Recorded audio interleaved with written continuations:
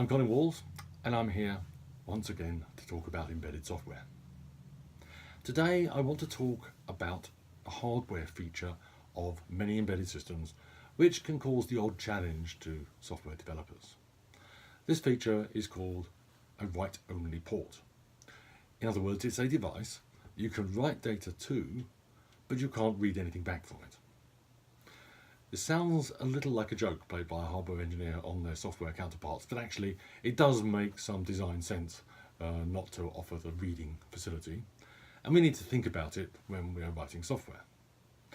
Now, on the surface, it doesn't sound like too much of a problem, simply because you just write data to the port and that's that. Why do you need to read from it? If there's nothing to read, well, why would you read?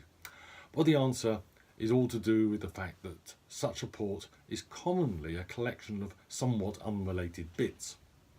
So different parts of your software will need to set and clear bits, and they don't need to interfere with what other parts of the software want to do. Now, the normal way of setting bits in a word would be using the OR equals operator. This enables us to take a bit pattern and OR in that data. So we'd write a statement like this: WO port OR equals the value 3, and this is intended to set the bottom 2 bits but leave the remaining probably 6 bits or 14 bits, whatever the port size is, alone. However, this operator would need to read the data there, apply the 2 new bits to it, and then write it back again. And if this is a write-only port, it can't have read them. So what happens if you try to read from a write-only port? Well, you might find you get a trap, or you might get garbage data. It depends on the way the system is designed.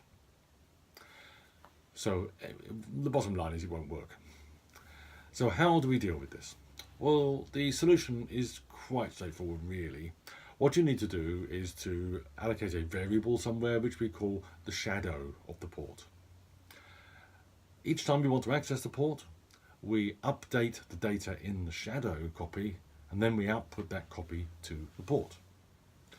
So we do it with some code like this. So here we've got WO port shadow OR equal 3, so that sets the bottom 2 bits in that variable, and then we write out WO port shadow to WO port. Job done.